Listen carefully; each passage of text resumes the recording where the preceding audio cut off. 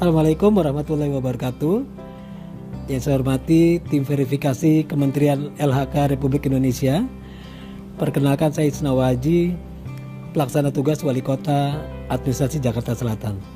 Pada kesempatan berbahagia ini, saya tentunya ingin mengapresiasi terhadap lokasi yang dinominasikan oleh pemerintah Kota Administrasi Jakarta Selatan dalam program Kampung Iklim tahun 2021. Lokasi ini adalah di RW 09 Lebak Bulus yang kita kenal dengan Komplek Karinda atau Karang Indah. Bapak dan Ibu yang saya hormati, program Kampung Iklim tentunya adalah program yang terus berjalan dan terus diikuti oleh pemerintah Provinsi DKI Jakarta, di mana melalui program Kampung Iklim ini banyak sekali RW ataupun lingkungan-lingkungan yang mencoba melakukan upaya-upaya baik adaptasi terhadap perubahan iklim maupun upaya-upaya penurunan efek dari energi rumah kaca atau GRK. Upaya-upaya ini tentunya dilakukan oleh banyak sekali kampung-kampung di Jakarta Selatan. Misalnya mereka melakukan optimalisasi terhadap adaptasi lingkungan, mitigasi lingkungan dan lain-lain. Contohnya adalah di RW 09 Lebak Bulus, mereka melakukan upaya-upaya pengelolaan kompos, penghijauan, mengikut sertakan warga masyarakat sekitar, dan yang menarik adalah penggagasnya adalah Bapak Jamaluddin. Beliau adalah Menteri Kehutanan. Kita harapkan mereka akan mendapatkan hasil terbaik dalam penilaian program Kampung Iklim tahun 2021. Semoga sukses. Wassalamualaikum warahmatullahi wabarakatuh. Bumi ini adalah amanah Tuhan untuk umat manusia, siapapun itu, dimanapun kita berada. Mari bergandengan tangan untuk merawatnya, melakukan aksi adaptasi dan mitigasi perubahan iklim bersama Gerakan Nasional Proklim.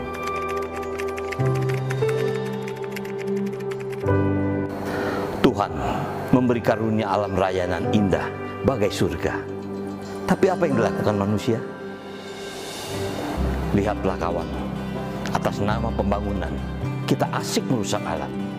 Banyak tumbuhan ditebang, banyak sampah dibuang, banyak bangunan menghilangkan keaslian, dan banyak limbah makin mencemari. Bumi makin meradang, suhu lingkungan cenderung naik, pemanasan global terjadi, perubahan iklim memberikan dampak lingkungan.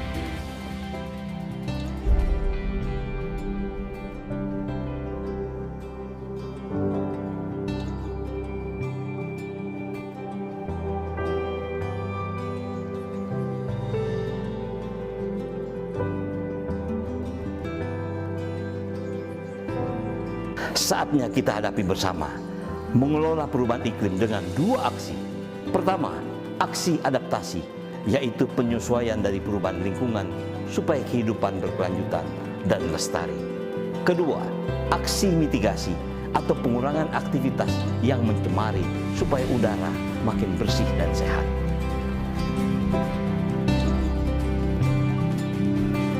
Tahukah Anda, melestarikan bumi itu prinsipnya sederhana.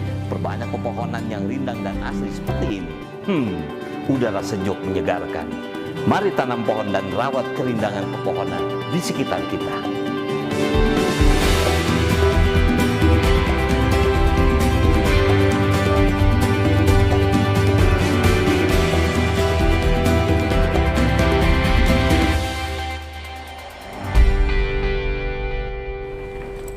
Assalamualaikum Ibu Jamal, sehat selalu.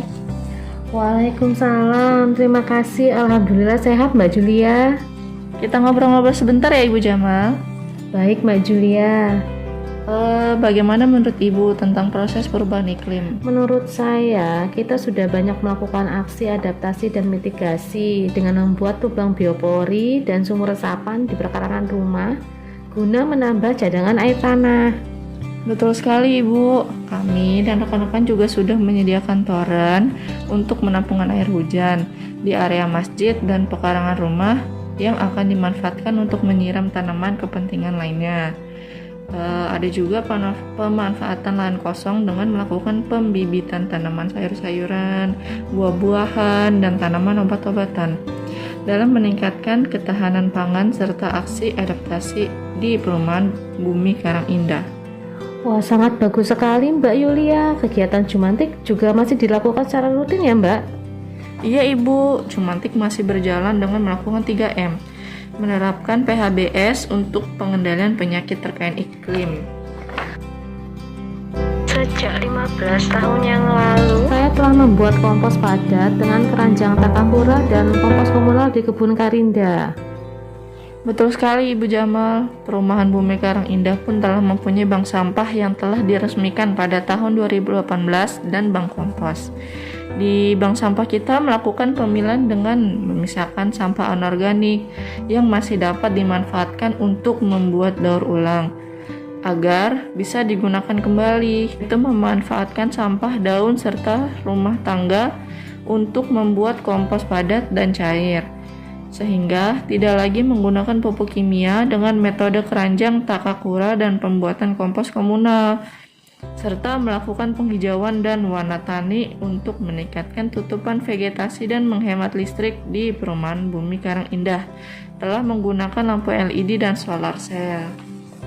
Wah, berarti Bumi Karang Indah sudah siap toh apabila terjadi perubahan iklim. Lihatlah halaman rumah ini. Ada aneka tanaman bermanfaat yang bisa dikonsumsi.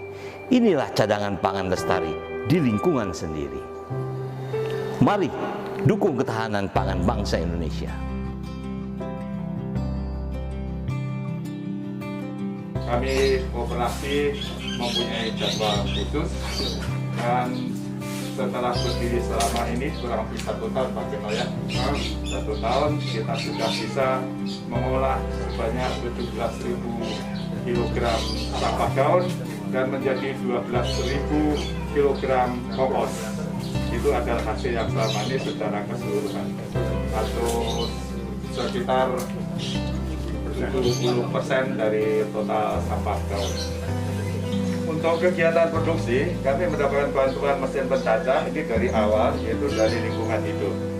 Kemudian untuk sistem produksinya, awalnya kami melakukan training dari kebun Karinda, entah itu dari Pak Remisal, Ibu Yulia, Ibu Titi, bahwa produksi kompos kita menggunakan M4.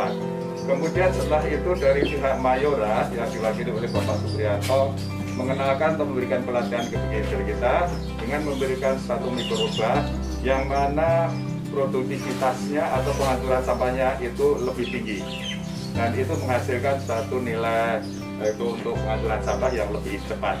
Itu apa tujuan kami membuat composting melalui atau source-nya dari daun-daun lingkungan. Bapak Ibu perlu ketahui bahwa fasilitas ini kami bangun atas biaya swadaya masyarakat. Kemudian tujuannya adalah untuk membiasakan warga kita untuk peduli lingkungan, dan manfaatnya dari kompos ini adalah digunakan oleh masyarakat kita kompos sendiri.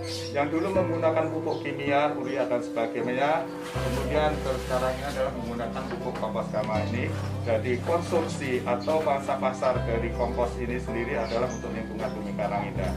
Memang sebagian ada yang jual dari luar Surakanda, namun jumlahnya masih kecil, sebab untuk intern di Bumi Karang sendiri itu sudah sangat dibutuhkan, dan semua warga sudah mulai menyenangi menggunakan pupuk kompos ini.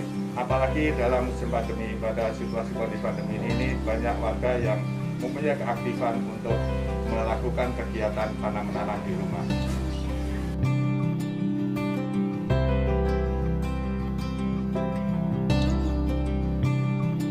Bank Sampah Karinda dibentuk pada bulan Februari tahun 2018. Sampai dengan saat ini tetap konsisten beroperasi sebulan 2 kali, hari Jumat, Minggu kedua dan Minggu keempat. Nasabah kami saat ini berjumlah 138 orang yang terdiri dari nasabah perorangan, dan ada juga nasabah perkantoran juga ada yang menjadi nasabah kami. Itu berasal dari di luar Bumi Karang Indah, di Bunda Indah, Villa 5, Pondok Cabe, kemudian juga perkantoran di Simatupang. Alhamdulillah kami selama ini mendapat support yang luar biasa dari Sudin Dinas LH DKI Jakarta Selatan. support yang kami terima pertama yang sangat membantu kami adalah adanya truk sampah yang on time datangnya ke kami. Kemudian ada timbangan elektrik yang diberikan juga ke kami, diserahkan. Kemudian juga kami mendapat buku tabungan yang dapat sumbangan juga dari Sudin LHDKI Jakarta Selatan. Kemudian juga kantong-kantong sampah yang warna hitam yang buat untuk mengangkut dari nasabah setor, kemudian kami bawa ke truk, juga kami dapat sumbangan dari LHDKI Jakarta Selatan. Saudaraku, sampah yang kita hasilkan setiap hari 70%-nya organik. Jadi kita bisa mengomposkan, maka 70% sampah bisa dikurangi. Apalagi jika kita bisa memilahnya, ada yang bisa digunakan lagi. Misalnya untuk pot tanaman, ada yang bisa didaur ulang seperti plastik dan besi. Mari memilah sampah, dimulai dari rumah sendiri.